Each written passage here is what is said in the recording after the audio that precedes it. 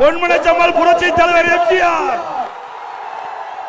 இதயம் புரட்சி தலைவி அம்மா, இருவரும் தெய்வங்களை வணங்கி பெரம்பலூர் மாவட்டம், அரியலூர் மாவட்டம், இரண்டு மாவட்டத்தில் இருக்கின்ற சட்டமன்ற உறுப்பினர்கள் கழகத்தின் சார்பாக, கூட்டணியின் சார்பாக அறிவிக்கப்பட்டு உங்கள் முன் நிற்கின்றார்கள். இன்றைக்கு அவர்களுக்கு வாக்கு சேகரிப்புக்காக உங்களை நாடி வந்திருக்கின்றேன்.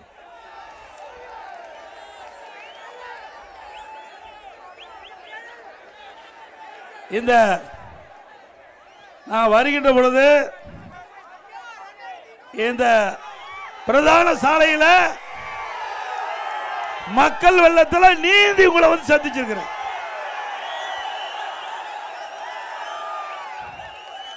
இந்த பெரம்பலூர் நகரம் அதிர்கின்ற அளவிற்கு மக்களுடைய வெள்ளம், உங்களுடைய ஆரவார எழுச்சி நடைபெறுகின்ற சட்டமன்ற பொது தேர்தலில் நம்முடைய வேட்பாளர் வெற்றி பெறுவதற்கு அறிகுறி. கிராமத்தில் சொல்லுவாங்க, விளையும் பயிர் முளையிலே தெரியணும். நம்முடைய வெற்றி உங்களுடைய மகிழ்ச்சி ஆரவாரமே சான்று. இந்த சிறப்பான நிகழ்ச்சியிலே,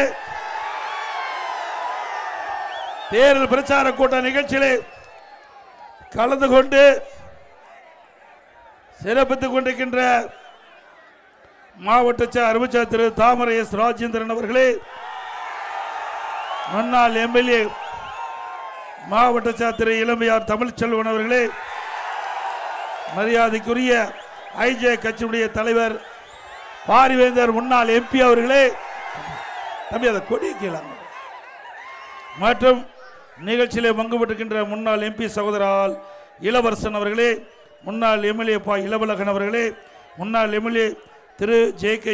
ராம ஜெயலிங்கம் அவர்களே, முன்னாள் எம்பி திரு மருதராஜ் அவர்களே, முன்னாள் எம்பி சந்திரகாசி அவர்களே, முன்னாள் எம்எல்ஏ பூவை செலியன் அவர்களே, மற்றும் இந்த மாவட்டத்திற்கு தலைமையால் பொறுப்பாளராக நியமிக்கப்பட்டிருக்கின்ற முன்னாள் அமைச்சர் மரியாதைக்கு நண்பா மோகன் அவர்களே, முன்னாள் அமைச்சர் அண்ணன் வருகூர் அருணாச்சலம் அவர்களே, நம்முடைய கூட்டணியில் அங்கு வைக்கின்ற பாஜக கட்சியுடைய நிர்வாகிகள் திரு பி முத்தமிழ் செல்வன் அவர்களே, டாக்டர் பரமேஸ்வரி அவர்களே, திரு எஸ்.கே. ஐயப்பன் அவர்களே, பாட்டாளி மக்கள் கட்சியை சேர்ந்த நிர்வாகிகள் திரு க. செந்தில்குமார் அவர்களே, திரு கோ. தமிழ்மாறன் அவர்களே, அம்மா மக்கள் முன்னேற்ற கழகத்தைச் சேர்ந்த மாவட்ட திரு எஸ். கார்த்திகேயன் அவர்களே, திரு புகழேந்தி அவர்களே, திரு வடிவேல் முருகன் அவர்களே, தமாகவை சேர்ந்த சித்தார்த்தன் அவர்களே, திரு எஸ்.ஆர்.எம். குமார் அவர்களே, இந்திய ஜனநாயக கட்சியுடைய தலைவர் திரு அழகவேல் அவர்களே, மற்றும் திரு அன்பழகன் அவர்களே, திரு சி. வெற்றிச்செல்வன் அவர்களே, திரு பாலேந்திர பாலசுப்ரமணியம் அவர்களே,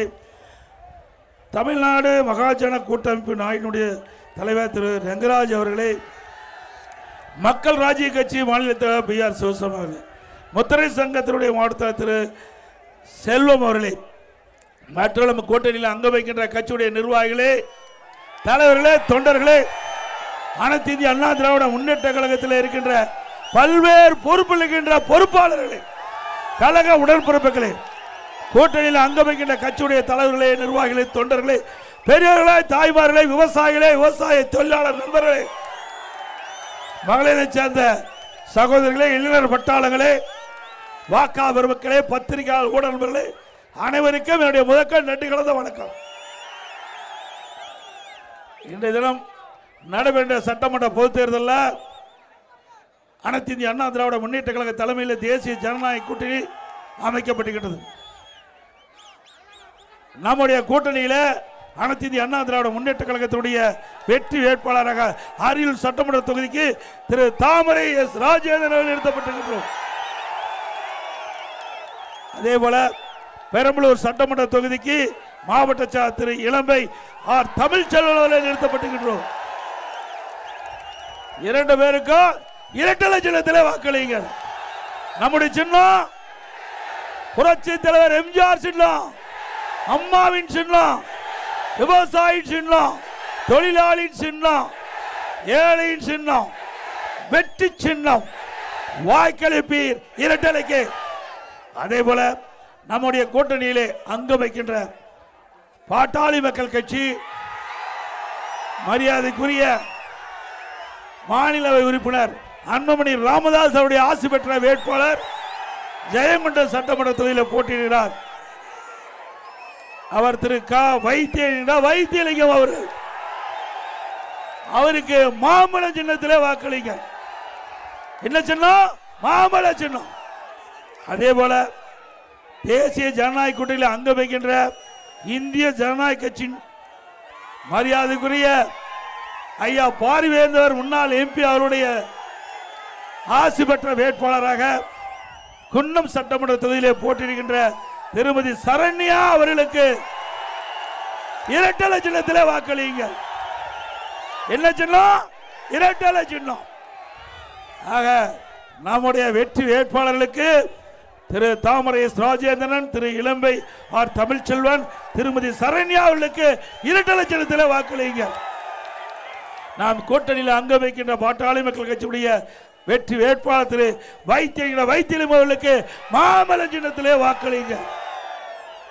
உங்களுடைய பொன்னான வாக்குகளை அவர்களுக்கு பெருவாரியாக வாக்களித்து எதிரிகள் டெபாசிட் அளிக்கின்ற அளவுக்கு மாபெரும் வெற்றி தாருங்கள் தாருங்கள் என்று இருவரும் உங்களை வேண்டி கேட்டுக்கிறேன்.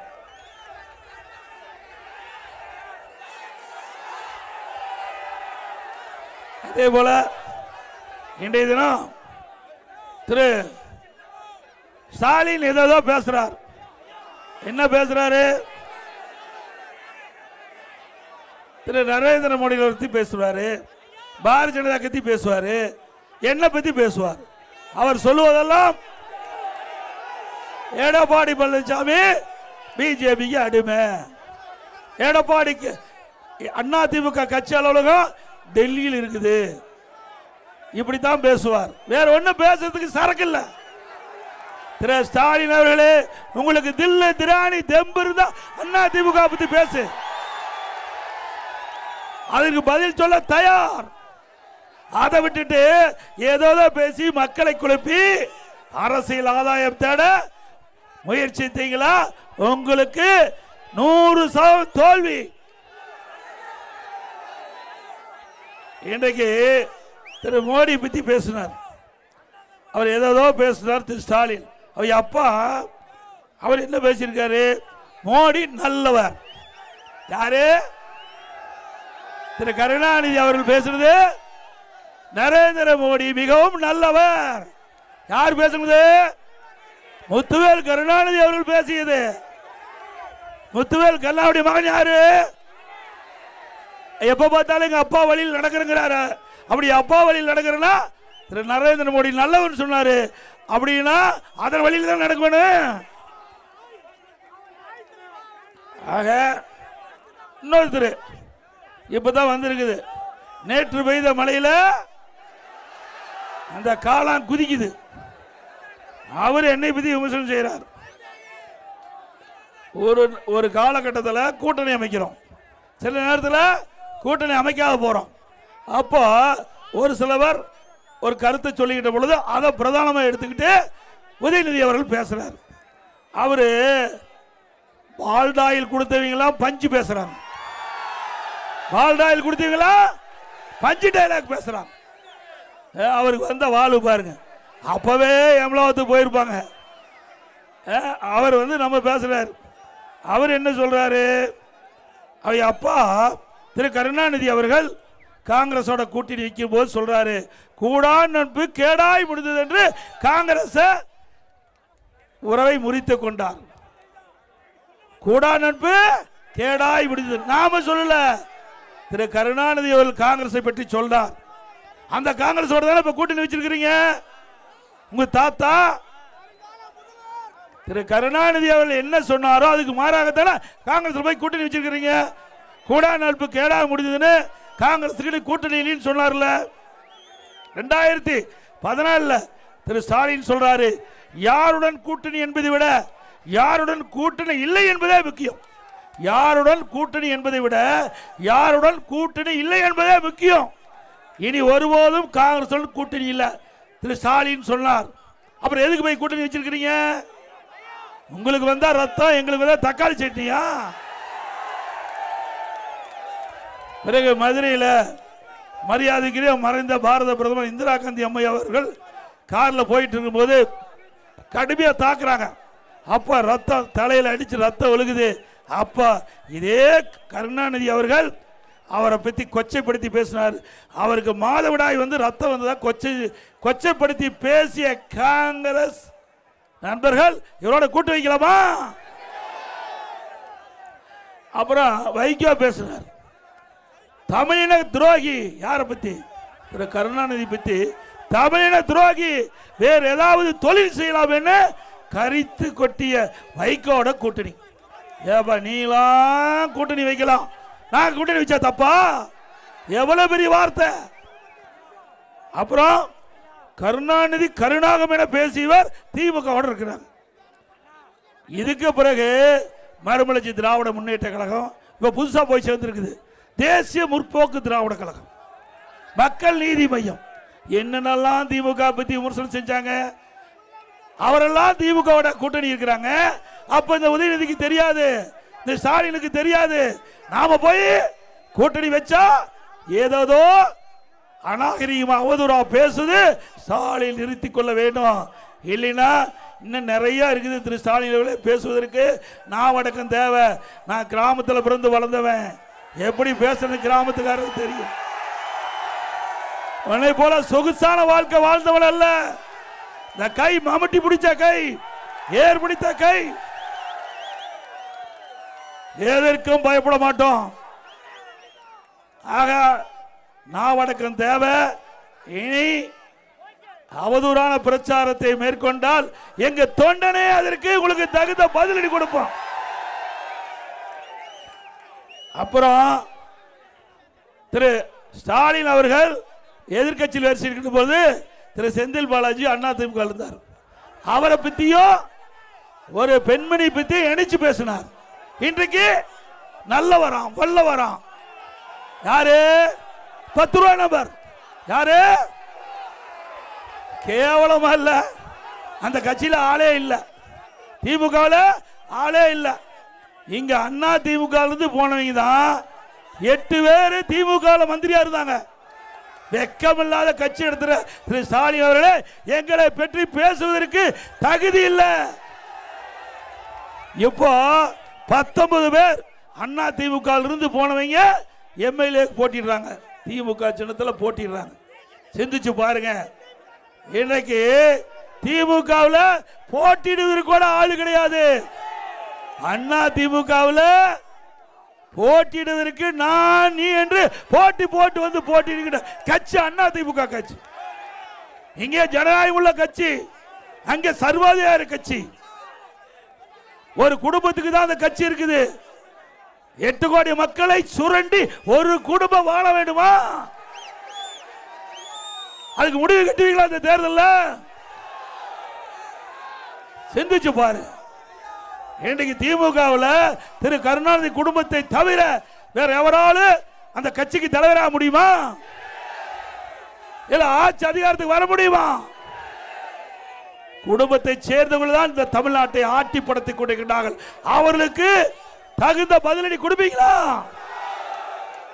இந்த தேர்தலோடு திமுக என்ற கட்சிக்கு இறுதி தேர்தலை நீங்கள் கொடுப்பீங்களா? ஏங்க, அந்த குடும்பத்தில் இருந்தா ஆட்சி அதிகாரத்துக்கு வரணுமா? இங்க இருக்கிறவங்க யாராச்சும் வந்தா ஏத்துக்க மாட்டாங்களா தமிழ்நாட்டு மக்கள்?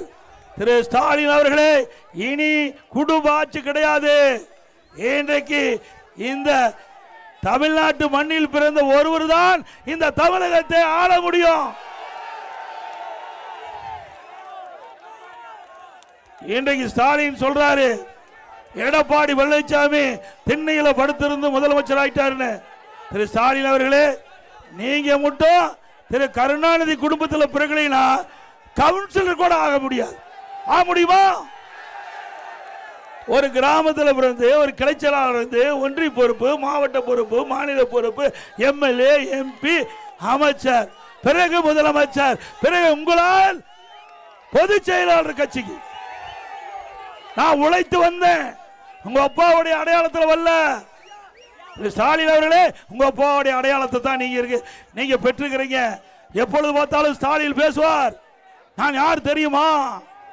முத்துவேல் கருணாநிதியுடைய மகன் திரு ஸ்டாலின். அப்படி சொல்லத்தான் ஸ்டாலினே தெரியுது. ஐயா அப்பா பேரை சொன்னாதான் ஸ்டாலின் யாருன்னு தெரியுது. திரு ஸ்டாலின் நாங்க அப்படி அல்ல. எடப்பாடி பழனிசாமி தமிழ்நாடு முழுவதும் தெரியுது. இங்கே அண்ணா திமுக உழைப்பு இருக்கு, உழைப்பவர்களுக்கு இடம் உண்டு, தலைமைக்கு விசுவாசங்களுக்கு இடம் உண்டு, மக்களுக்கு உழைக்கின்றவர்களுக்கு இடம் உண்டு. இது ஜனநாயகம் உள்ள ஒரு கட்சி அண்ணா திமுக கட்சி. ஆகவேதான் நீங்க எத்தனை முறை இங்க கட்சியை உடைக்க பார்த்தாலும் உடைக்க முடியல. உடைக்க முடிஞ்சுதா? இங்கிருந்து ஒருத்தர் போய் சேர்ந்திருக்கிறார்ல. நான் அப்பவே சொல்லிட்டு இருந்தேன், எங்க ஆளுகள்லாம் கூட ஒருத்தர் ரெண்டு பேரு அண்ணா இவரை சேர்த்துக்கலாம், டே சேர்த்துனா ஒட்டுமொத்த கட்சிக்கு போயிரும். திமுகவுக்கு பி டீமா இருக்கிறாங்க, உங்களுக்கு தெரியாது அப்படின்னு சொல்லிட்டு இருந்தேன். இப்போ என்னங்கிறாங்கண்ணா, அண்ணா நல்ல வேலைக்கு தப்பிச்சதுண்ணா அப்படிங்கிறாங்க. ஆக திமுகவுக்கு பி டீமா இருந்தவர் இன்னைக்கு திமுகவுக்கு போயிருக்காரு. கேவலமா இல்ல? ஏங்க அசிங்கமா இல்ல? வேட்டி மாத்தி கட்டிட்டு போட அது ஒரு மனிதரா? மனிதர் பிறந்தால் ரோசமுள்ளவராக இருக்க வேண்டும். அப்படி அந்த மனிதர் இல்ல. பதவிக்காக எதை வேணாலும் செய்கின்ற சில ஜென்மங்கள் மண்ணிலே பிறந்திருக்குது. அதையும் பொன்மனச்செம்மல் புரட்சி தலைவர் எம்ஜிஆர், இதையும் புரட்சி தலைவர் அம்மாவோட ஆசையோட அவர்களை விரட்டி அடிச்சோம். இன்னைக்கு வடிவேல் நடிச்ச ஒரு படம், வடிவேல் நடிச்ச ஒரு படம் 23ஆம் புலிகேசின்னு ஒரு படத்தை பார்த்துருக்கிறீங்க, பார்த்தீங்களா? அப்படித்தான் திரு ஸ்டாலின் அப்பாவும் மகன் உதயநிதியும் 5 வருஷம் இந்த ஆட்சி நடத்தினாங்க. 23ஆம் புலிகேசி மாதிரி ஆட்சி நடத்தி நாட்டை குட்டிச்சவர் ஆக்கிட்டாங்க.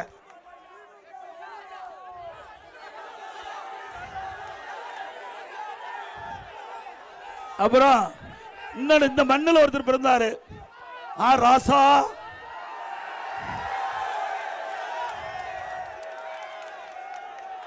அவரு அண்மையில் ஒரு ஆடியோ செய்தி அது எல்லா வலைதளங்களிலும் வந்திருக்குது, பாத்தீங்களா?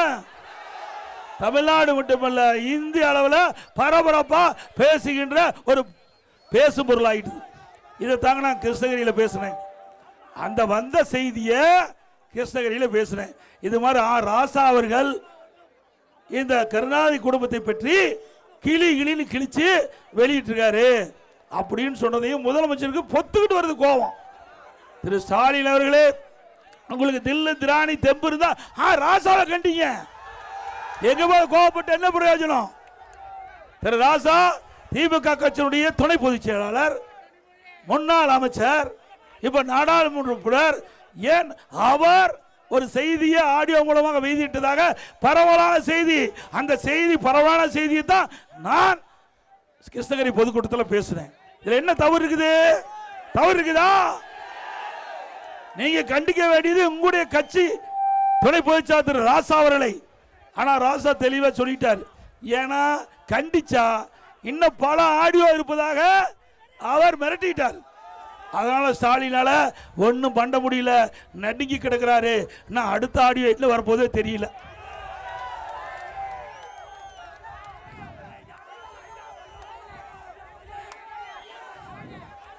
அது மட்டுமல்ல, இந்த நம்ம பாட்டாளி மக்களுக்கு வச்சுக்கூடிய அந்த கொடியெல்லாம் பறக்குது இல்லைங்க, அல்ல அண்ணா திமுக கொடி, ஐஜேகே கொடி எல்லாம் எப்படி காத்துல அருவா பறக்குதா?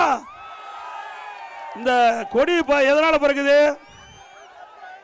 இந்த கொடி எதனால பறக்குது? காற்று கண்ணுக்கு தெரியுதா?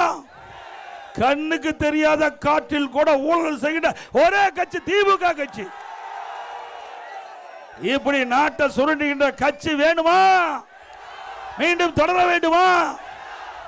இங்கதான் கொள்ளையடிச்சது பத்தாத, டெல்லியில போய் கொள்ளையடிச்சு நம்முடைய மானமே போயிட்டு, மானம் கப்பல் ஏற்றி விட்டாங்க. இன்னைக்கு நம்ம வேட்டி பார்த்தா ஒரு மாதிரியா பார்க்கறான். டெல்லிக்கு போனான், 1,74,000 கோடி டூச்சிப் செக்டத்தில் ஊழல் நடந்திருக்குது. இந்தியா மட்டும் இல்லைங்க, உலக அளவில் பெரிய மெகா ஊழல் டூஜி ஸ்பெக்டர் ஊழல். இப்படி இவ்வளவு ஊழல் செஞ்சுட்டு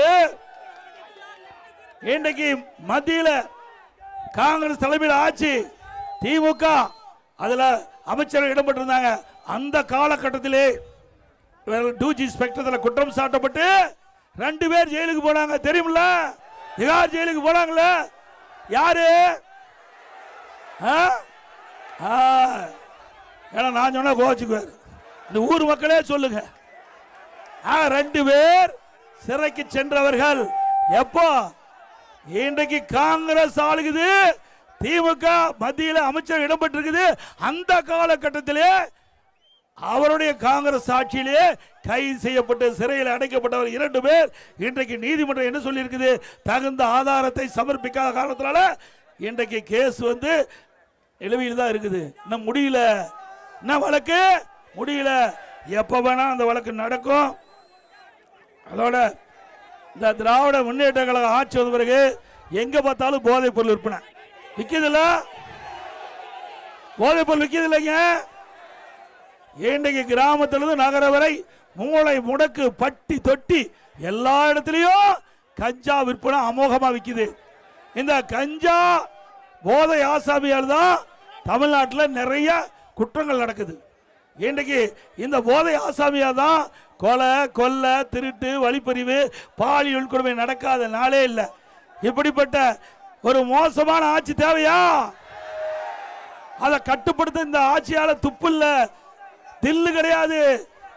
இந்த ஆட்சியில போதை ஆசாமியில் ஒழிப்பதற்கு எந்த நடவடிக்கை எடுக்கல. ஏன்னா திமுக காரர்கள் போதை ஆசாமிகளுக்கு துணை நிற்பதாக பரவலான செய்தி. அப்புறம் எங்க போய் போதை ஒழிக்க முடியும்? போதைப் பொருள் விற்பனை எப்படி தடுக்க முடியும்? ஆக அண்ணா திமுக ஆட்சி உங்கள் துணையோடு மலர்ந்தவுடன் 3 மாதத்தில் கஞ்சா விற்பனை தமிழகத்தில் அறவே ஒழிக்கப்படும். 3 மாதத்தில் தமிழகத்தில் கஞ்சா என்ற பேச்சே இருக்காது. கஞ்சா விற்பனை முற்றிலும் ஒடுக்கப்படும், அழிக்கப்படும். முற்றிலும் தமிழகத்தில் விற்பனை என்ற பேச்சுக்கே இல்லாம முற்றுப்புள்ளி வைக்கப்படும் கஞ்சாவுக்கு. அப்புறம் எப்ப பார்த்தாலும்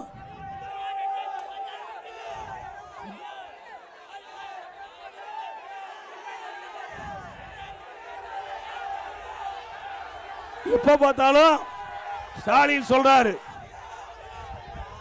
இந்தியாவுக்கே முதல் மாநிலம் தமிழ்நாடு. இந்தியாவுக்கு எதுல முதல் மாநிலம்? ஊழல் செய்வதிலே முதல் மாநிலம், கடன் வாங்குவதிலே முதல் மாநிலம். இந்தியாவிலே பல மாநிலம் இருக்குது.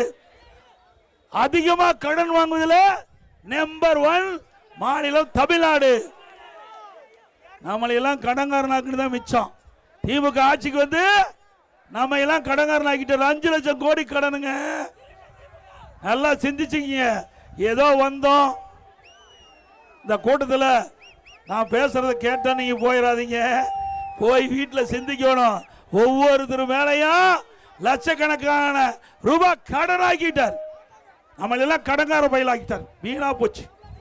5 வருஷம் நாசம் பண்ணிட்டாரு, குட்டிச்சவர் பண்ணிட்டாரு. தமிழ்நாட்டை கடன் அதிகமாக வாங்கி இன்றைக்கு தமிழகம் திவாலாகிற நிலைக்கு கொண்டு வந்த அரசாங்கம் மீண்டும் வேண்டுமா? யாரையா கட்டுறது? எவ்வளவு கஷ்டம். மக்களுடைய வரி பணம் எங்க போச்சு? எது கடன் வாங்குறீங்க? என்ன திட்டத்தை கொண்டாந்தீங்க? நாங்க அண்ணா திமுக ஆச்சுன்னா பக்கத்துல அரியலூர் மாவட்டத்தில் பிரமாண்டமான அரசு மருத்துவக் கல்லூரி மருத்துவமனை கொண்டாந்தோம். நீ அப்படி ஒரு பெரிய திட்டத்தையாவது கொண்டாந்துருக்கிறியா? ஒரு அரசு மருத்துவக் கல்லூரி மருத்துவமனை கொண்டாந்தியா? ஒரு சட்டக்கல்லூரி கொண்டாந்து? ஒண்ணுமே கொண்டாடல. எவ்வளவு கஷ்டம். மக்கள் எப்படி இதெல்லாம் சமாளிப்பாங்க? இன்றைக்கு ஆட்சி யார்கிட்ட கிடைக்க கூடாதோ அவட்டு போய் கிடைச்சிட்டு. அதனால இன்னைக்கு இவ்வளவு பெரிய துன்பத்தை நம்ம அனுபவிச்சுட்டு இருக்கிறோம். ஒரு பக்கம் விலைவாசி உயர்வு. சிந்திச்சு பாருங்க. என்ன விலை? அரிசி விலை உயர்ந்து போச்சு. 30 ரூபா ஒரு கிலோவுக்கு. 30 ரூபா அரிசி விலை உயர்ந்து போச்சு. இதெல்லாம் மளிகை கடையில் வாங்கிட்டு வந்தது. பச்சரிசி, சாப்பாட்டு அரிசி 1 கிலோ அண்ணா திமுக ஆட்சியில் 40 ரூபா, திமுக ஆட்சியில் 75 ரூபா, 35 ரூபா அதிகம். பொன்னி புழுங்கல் அரிசி 1 கிலோ அண்ணா திமுக ஆட்சியில் 45 ரூபா, திமுக ஆட்சியில் 75. இட்லி புழுங்கல் அரிசி 1 கிலோ 30 ரூபா அண்ணா திமுக ஆட்சியில். இன்னைக்கு 1 கிலோ திமுக ஆட்சியில் 55. கடலெண்ணெய் 1 லிட்டர் 130 ரூபா அண்ணா திமுக ஆட்சியில் இன்றைக்கு 200 ரூபாய்க்கு விற்கிது. நல்லெண்ணெய் 1 லிட்டர் 250 ரூபா, திமுக ஆட்சியில் 500 ரூபா. துவரம்பருப்பு 1 கிலோ அதிமுக ஆட்சியில் 74, திமுக ஆட்சியில் 120. உளுத்தம்பருப்பு 1 கிலோ அதிமுக ஆட்சியில் 79, இன்னைக்கு 120. இப்படி இவ்வளவு விலை உயர்ந்தா இது பெரம்பலூர் மாவட்டம், அரியலூர் மாவட்டம் ஏழைகள் நிறைந்த மாவட்டம். அன்றாட உழைத்தால்தான் அவங்க வீட்டில் அடுப்பெரியும். அப்படின்ட்டு அடித்தட்டு மக்களுடைய கஷ்டத்தை இந்த அரசாங்கம் புரிஞ்சுதா? தடுப்பதற்கு ஏதாவது நடவடிக்கை எடுத்தீங்களா? உணவுப் பொருள் விலை இன்னும் முட்டுகின்ற அளவுக்கு உயர்கின்ற பொழுது ஏழைகள் பாதிக்கப்படுவார்கள் என்று இந்த அரசாங்கத்துக்கு தெரியாதா? இதை பற்றியெல்லாம் கவலை இல்லை, இதையெல்லாம் கவலைப்பட மாட்டாங்க. இதே அதிமுக அரசு இருக்கின்ற பொழுது, நான் முதலமைச்சர் இருந்த பொழுது உணவுப் பொருள் விலை ஏறுகின்ற பொழுது அதை கட்டுப்படுத்துவதற்கு கட்டுப்பாட்டு நிதியம் என்று 100 கோடி ஒதுக்கி எந்த உணவுப் பொருள் விலை ஏறுகிறதோ அந்த உணவுப் பொருள் எந்த மாநிலத்தில் குறைந்த விலை கிடைக்கிறதோ அங்கே போய் கூட்டுறவுத்துறை மூலமாக கொள்முதல் செஞ்சு தமிழ்நாட்டுக்கு கொண்டு வந்து கூட்டுறவு மூலமாக விற்பனை செஞ்சு அந்த விலை உயரை தடுத்தோம். இது அதிமுக சாதனை. ஏன்னா நான் உங்களோட வாழ்ந்தவன், கிராமத்திலிருந்து வாழ்ந்தவன், இன்றைக்கு விவசாயி தொழிலோடு வாழ்ந்தவன்.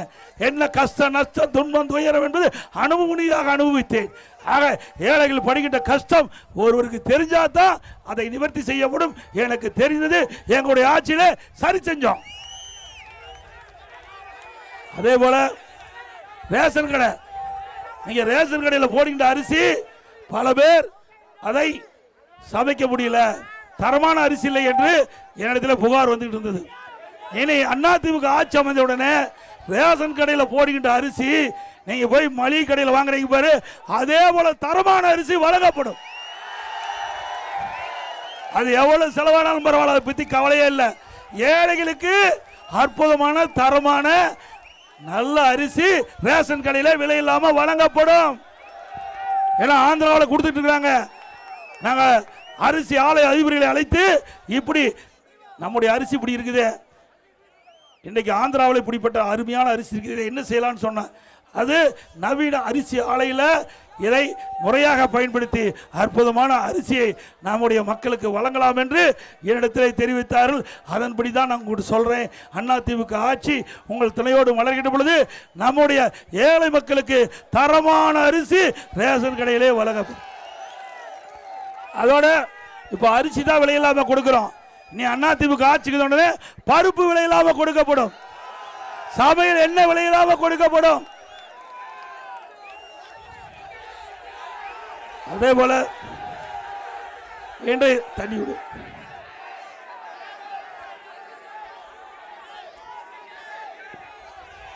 இன்றைக்கு பெரம்பலூர் மாவட்டம், அரியலூர் மாவட்டம் கிராமம் நிறைந்த மாவட்டம். இந்த மாவட்டத்தில் ஏழை மக்கள் அதிகமாக வசிக்கிற பகுதியை தேர்ந்தெடுத்து அங்கே ஒரு அம்மா மினி கிளினிக் நாங்கள் திறந்தோம். தமிழ்நாடு முழுவதும் 2000 அம்மா மினி கிளினிக் திறந்தோம். ஒவ்வொரு அம்மா மினி கிளினிலும் ஒரு எம்பிபிஎஸ் டாக்டர், ஒரு செவிலியர், ஒரு மருத்துவ உதவியாளர் நியமித்தோம். இன்றைக்கு மக்களுக்கு அந்த பகுதியிலேயே சிறப்பான சிகிச்சை அளிக்கப்பட்டது. மக்களிடத்தில் மிகப்பெரிய வரவேற்பு. ஸ்டாலினுக்கு அது பொறுக்க முடியல, அதிமுகவுக்கு செல்வாக்கு வந்துன்னு சொல்லி அந்த அம்மா மினி கிளினிக் திட்டத்தை ரத்து பண்ணிட்டார். ஆக ஏழைகளுக்கு வைத்தியம் செய்வது கூட, சிகிச்சை அளிப்பது கூட இந்த முதலமைச்சருக்கு பொறுக்க முடியலன்னா இவரெல்லாம் மனிதாபிமானம் உள்ள மனிதரா? சிந்திச்சு பாருங்க.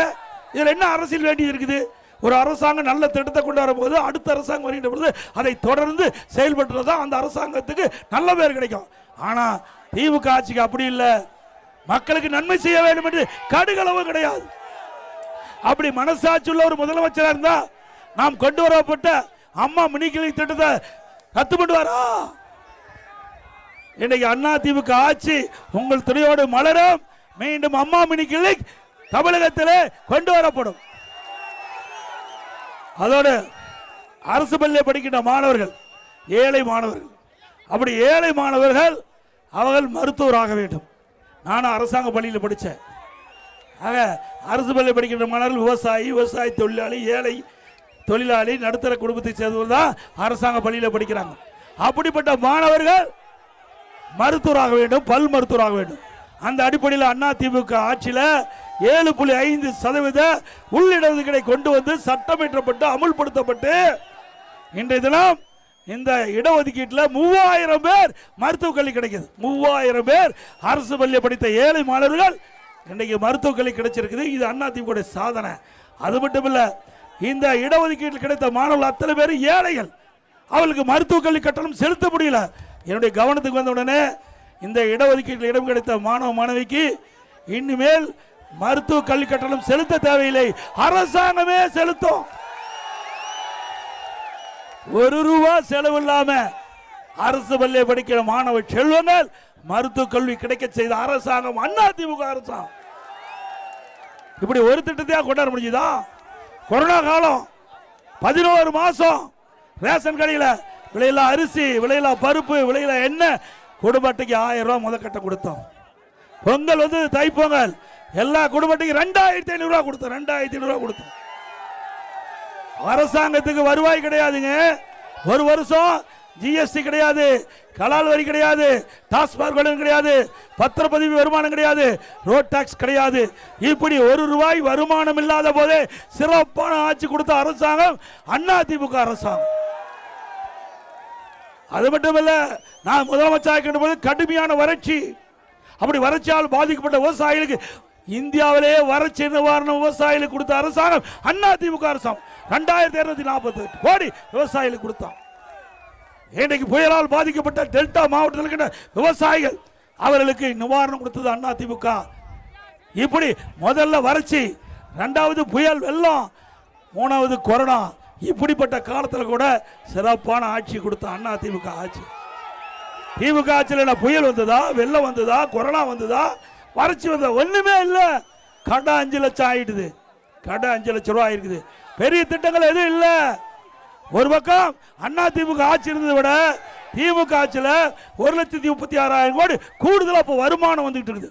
ஒரு பக்கம் கூடுதலா வருமானம் அதிமுக ஆட்சியை விட திமுக ஆட்சியில்.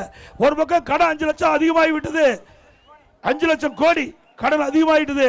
அது மட்டுமல்ல, 73 ஆண்டு காலம் தமிழகத்திலே பல கட்சி ஆட்சி செஞ்சிருக்கு.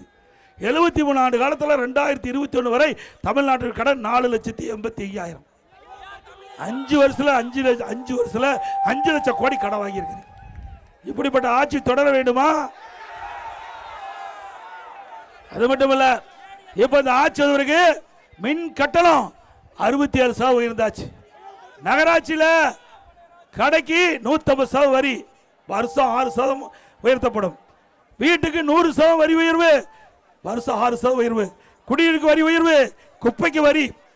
இப்படி மக்கள் மீது வரி சுமத்த காரணத்தால மக்கள் கடும் சோதனையில் தத்தளிக்கக்கூடிய நிலை இந்த ஆட்சியிலே பார்க்கப்படுகிறது என்பதை நேரத்தில் சுட்டிக்காட்டி, அதிமுக ஆட்சி பண்ண பல திட்டங்கள் நிறைவேற்றப்படும்.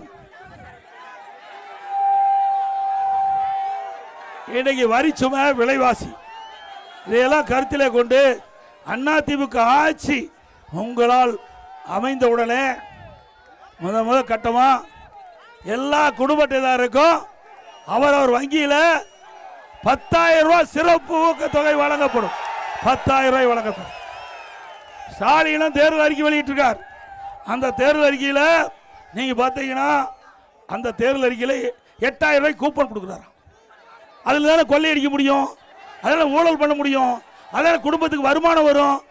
நாம அப்படி இல்லை, மக்களுக்கு நேரடியா அரசு அறிவிக்கின்ற திட்டம் போய் சேர வேண்டும். அந்த அடிப்படையில் வங்கி கணக்கில் 10,000 ரூபாய் செலுத்தப்படும் அறிவிப்பு நம்முடைய அறிவிப்பு. எல்லா குடும்பத்தையும் விலையில்லா ஃப்ரிட்ஜ் வழங்கப்படும். விலையில்லா ஃப்ரிட்ஜ் எல்லா குடும்ப தலைவிக்கும் மாதந்தோறும் 2,000 ரூபாய் வங்கி கணக்கில் செலுத்தப்படும். 5 லட்சம் பெண்களுக்கு 25,000 மானியத்தில் அம்மா இருசக்கர வாகனம் வழங்கப்படும்.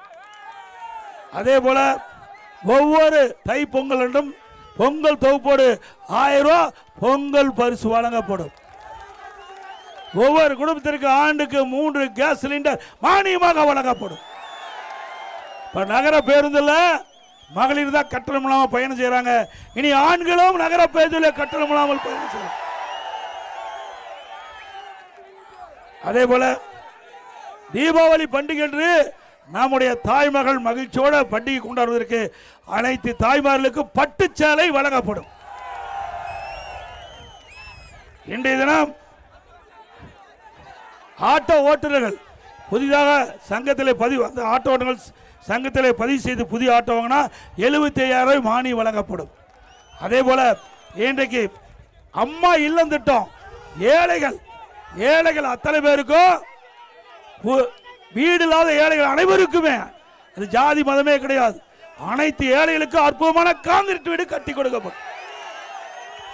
பட்டியல் மக்கள், ஆதிவாசி மக்கள், அறிஞர் மக்கள் குடும்பத்தில் திருமணமாகி ஆண்கள் தனி குடித்தனம் போய்கிட்ட பொழுது வீடு இல்லாமல் சிரமப்படுறாங்க. இனி அவர்களை கணக்கிட்டு அரசாங்கமே அப்படிப்பட்ட திருமணமாகி தனி குடித்தனம் கோயிலுக்கு அரசாங்கமே சொந்தமாக இடம் வாங்கி அற்புதமான காங்கிரீட் வீடு ஆதிராவிட மக்களுக்கு, அறிஞர் மக்களுக்கு கட்டி கொடு, பட்டியல் மக்களுக்கு கட்டி கொடுக்கப்படும். அதே போல நம்முடைய விவசாயிகள் வாங்கிய தொடக்க வேளாண் வாங்கிய பயிர்க்கெல்லாம் தள்ளுபடி செய்யப்படும்.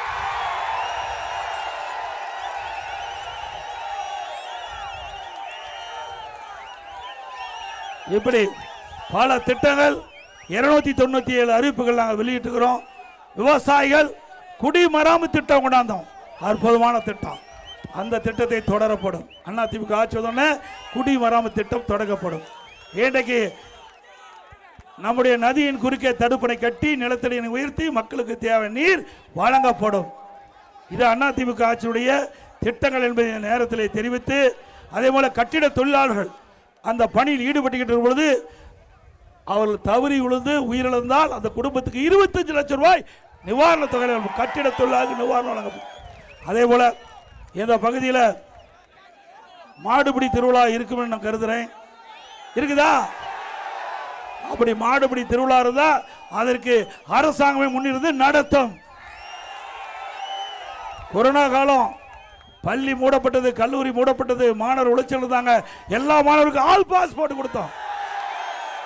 கல்லூரியில் படிக்கிற மாணவர்கள் மன உளைச்சல் இருந்தாங்க, ஒரு ஆண்டு வீணா போயிட்டு என்று கருதிக்கிட்டு இருந்தாங்க. அப்படிப்பட்ட மாணவர் சமுதாயத்திற்கு ஆன்லைனில் வகுப்பு, ஆன்லைனில் தேர்வு, சிறப்பாக படித்தாங்க, சிறப்பாக பரீட்சை எழுதினாங்க ஆன்லைனில். அவர்கள் அனைவருமே பட்டம் பெற்றாங்க. இது அதிமுக ஆட்சியுடைய வரலாறு. அதே மாதிரி மத்திய அரசாங்கம் அண்மையில் ஒரு அறிவிப்பு வெளியிட்டிருக்குது, இந்தியா முழுவதும் ஜாதிவாரி கணக்கெடுப்பு எடுக்கப்படும் என்று. அதன்படி தமிழகத்தில் ஜாதிவாரி கணக்கு எடுக்கப்படும்.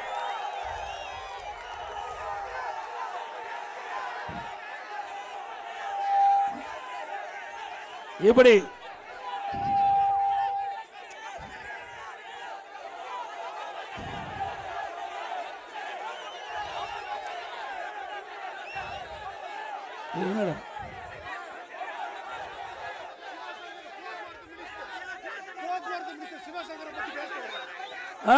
அவர் எதுக்கு பேசணும்? அவர் டெபாசிட் போறாரு. டெபாசிட் செய்வீங்களா? அவர் இந்த தேர்தலோட முடிவு கட்டப்படும். உங்களுடைய கடும் முயற்சியால், உங்களுடைய பிரச்சாரத்தால் இந்த சிவசங்கர் டெபாசிட் இழக்க வேண்டும். செய்வீங்களா?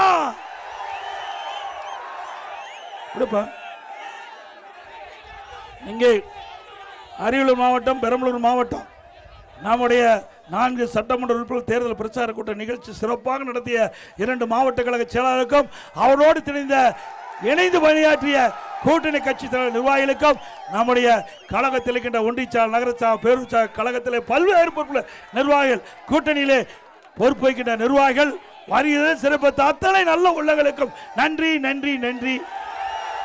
மக்களை காப்போம், தமிழகத்தை மீட்போம். மக்களை, தமிழகத்தை, மக்களை, தமிழகத்தை, மக்களை, தமிழகத்தை.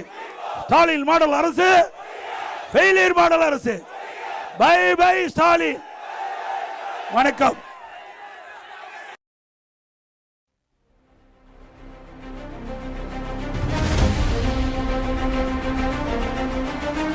ஏழைகள் சிரிக்கணும்னா ரெட்டையல ஆடணும்.